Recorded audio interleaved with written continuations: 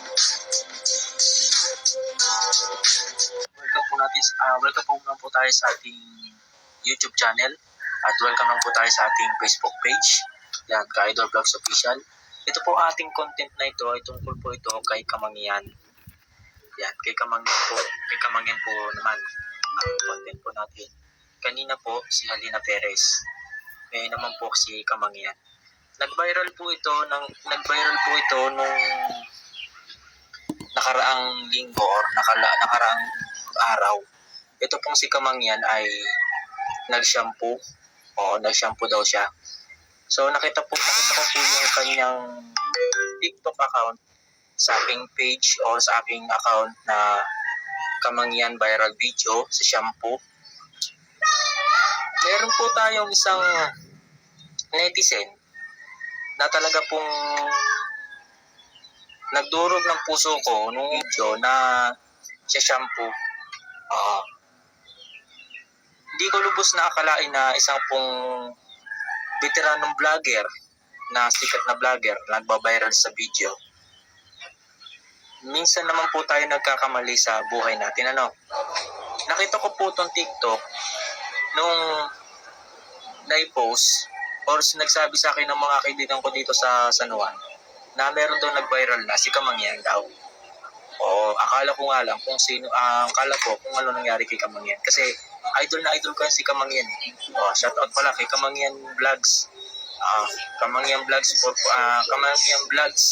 pa-shoutout sa iyo. Kung nanonood ka man dito sa aking page, ay sana mapanood mo. At itong content na ito ay tungkol po ito sa iyo na nag-viral yung video mo na nagsha-shampoo. Ewan ko lang po kung totoo ito. May update po tayo kasi wala po tayo nakikitang update sa YouTube channel ni Kamangyan. Para po makita nyo po kung ano pong sistema ang video ni Kamangyan sa shampoo, panoorin po natin to.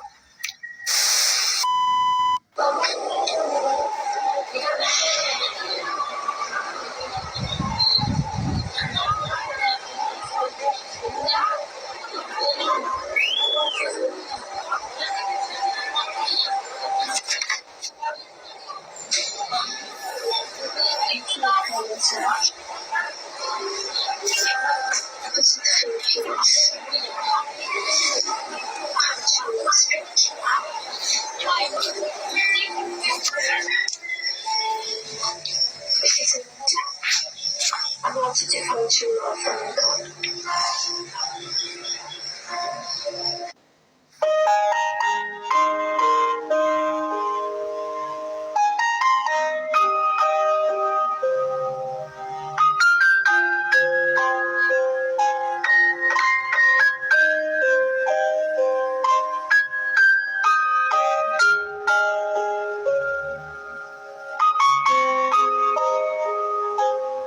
A few moments later. Ito po yung content na ito. Kung napanood niyo po yung video ni Kamangyan, talaga pong marereact po kayo sa mga video ni Kamangyan dito. Hindi po nag-reaction si Kamangyan. Sana po tigilan po natin yung mga reaction natin sa mga bawat buong video creator natin. Natulungan natin yung bawat isa at wag po tayong manghusga ng tao. Kasi hindi naman po natin kilala si Kamangyan, di ba? Kilala lang natin yun sa pinagbabiral niyang video. Gusto lang niya magpasaya ng tao. Gusto niya lang mag-video para sumikat si Kamangyan. Hindi niyo po ba alam mga ka-idol vlogs? Si Kamangyan po ay isang veteranong Kamangyan or yung mga katutubong mangyan. Kasi yung mga katutubong mangyan, yun po yung mga bababae. Pero hindi ko po sila nare-realize. Hindi ko po nararamdaman yung kanilang mga sakit sa puso, yung kanyang kapurutang aral. Pero may aral din yung mga content creator na talaga po pa nagsishampoo. Hindi naman po masamang mag-shampoo. Hindi naman po masamang maglagay ng shampoo sa ganyan. So marami kasing iba na nagre-react. Minsan may nagsasabi ng hindi daw pwede yan. Tapos, para daw skandal yan. Hindi naman skandal yung mga ka-idol . Ang scandal po mga ka-idol, ganito po ha. Ang scandal po ay yung bagang nanonood ka na bibidyo ka ng mga naggagano lang kayo or yung mga talagang hindi ko po masabi sa video na ito para sa inyo din po yun. Hindi naman po masama mag-viral, di ba? Kasi si Kamang yan ay isa pong bata pa na kayang-kaya pong tustusan yung video niya para po sa mga kaahon ng buhay niya. Nag-viral po itong video na ito.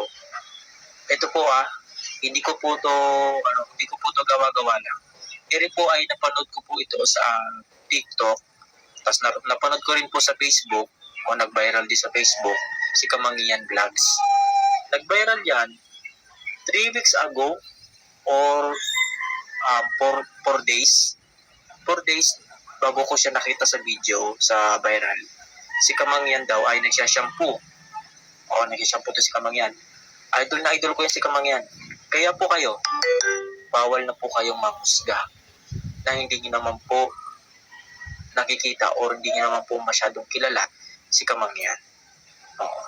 Tigilan po natin ang mga reaksyon. Tigilan po natin yung mga sinasabi mo sa mga social media, sa mga comment. Tigilan lang po natin. Huwag na lang po tayong magsalita pa.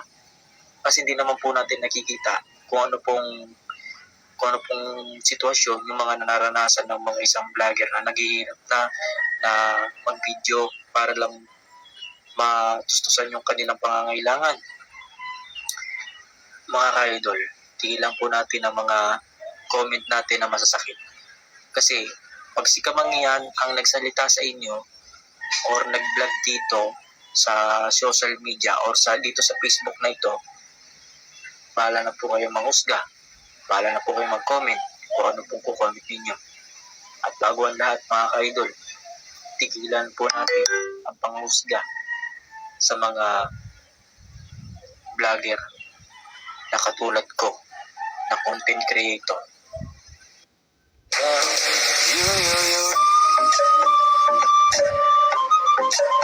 California dream,